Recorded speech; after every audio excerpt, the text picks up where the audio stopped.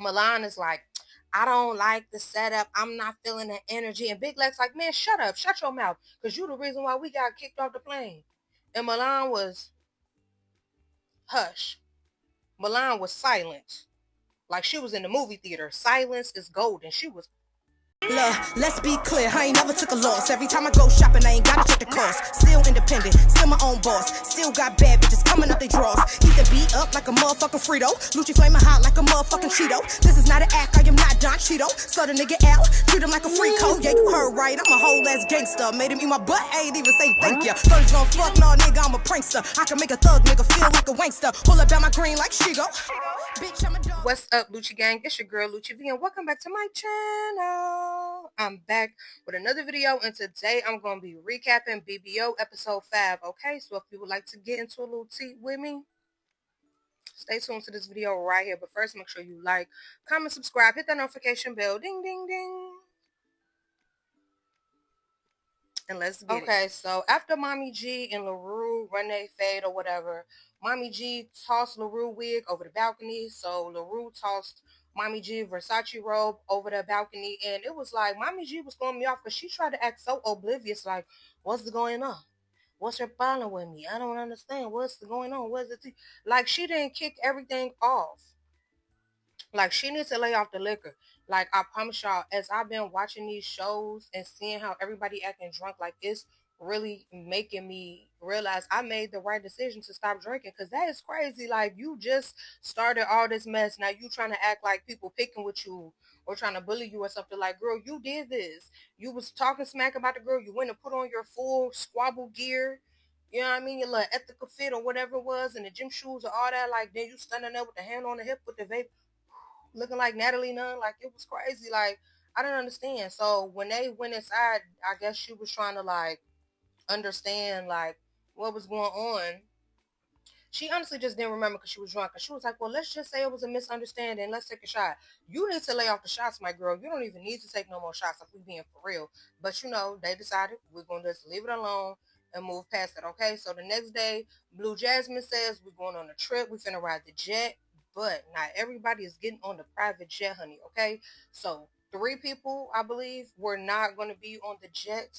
And it was Tori, OG Barbie, Zengad, and Redbone No. Okay, so that's 4 people.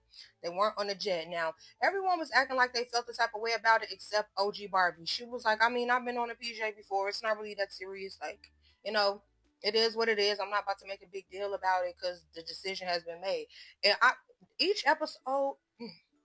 excuse me, each episode, OG Barbie is growing on me more and more, y'all. Like, no, I ain't gonna lie, like, no cap. Like, she seems to be the most level-headed, the most humble, the most, like, not trying to do too much for camera. Like, she's cool. Like, that was for real, though. Like, if they already made the decision, why am I about to be walking around humbugging, making a big deal? Especially, like, I ride PJs all the time. It's not nothing to me, boo. Like, you know, like, I like how she played it. It was really, like, it's nothing, okay? So on the jet, they discussed who should have been on it, who shouldn't. And Milan was basically saying she felt like Tori should have been on the jet and Jordan shouldn't because Jordan don't be on nothing. So her and Jordan start going back and forth. And Milan was all like, oh yeah, you had a fake anklet on. You got a fake anklet on. And it's like, an anklet? Girl, a fake, like, why do it matter what she wearing as her little anklet? Like, I don't understand. And it'd be so crazy to me when I watch stuff like this with people who try to act like they have so much money. And then if you watch interviews with like real millionaires, real billionaires, they openly talk about that they wear costume jewelry. That, you know what I'm saying, they will openly say it. Like, I've seen Chad Ochocinco talk about going to the beauty supply store getting some earrings. He like, so what? Like, you know what I'm saying, I got the money, but like, it's, you know what I'm saying, Bad Baby, we know Bad Baby is a millionaire, whether y'all like her or not. She is. We've seen her talk about wearing costume jewelry. Who else? I can't think of the names right now, but I've seen a lot of things where really rich people talk about how they will wear costume jewelry. They leave their real jewelry at home, you know what I'm saying, things like that, and they will wear costume jewelry out all the time. Like, and honestly, on a show like that, I would wear nothing but costume jewelry too. Y'all gonna be squabbling, fighting, pulling my chains off, all that. Like, I don't, you know, like, clock it. Like, let's get into it. Like, girl, you trying to clock her tea? Like, it's really that serious? Like, girl, bad. Milan, I feel like she just really want to feel like she's that. And I don't know, she just don't give that she's that, you know. But Milana's really feeling it on this show. She not giving the same energy as she gave on Young and Reckless at all. It's like she know these girls are not real fighters on here, so she be trying to be on her bully. You know what I'm saying? But her and Jordan just would not stop going back and forth. The pilot had to come up there like, if y'all not gonna pipe down, we gonna have to land this plane. And they were saying they was gonna pipe down, but they didn't. Then it got to a point where Sav hopped in and started getting into it with Jordan. Now it really seemed like Sav just didn't like Jordan from the jump.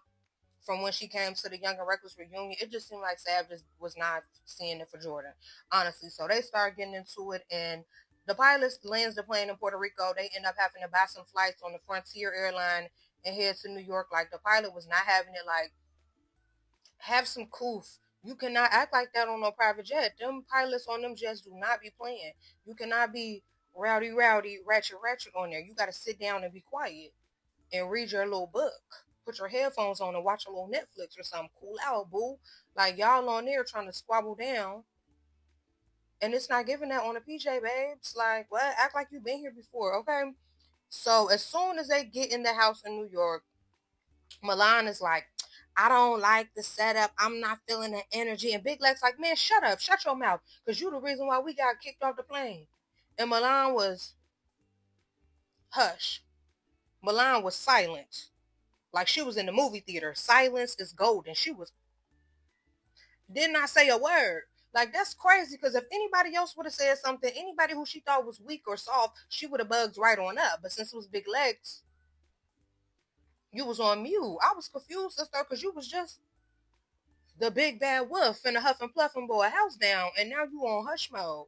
When Big Lex say something, like Big Lex was really punking them this whole episode. Like, she was like, man, y'all shut up, y'all this and that, woo woo, and nobody was saying nothing. The only person that really said something back was LaRue.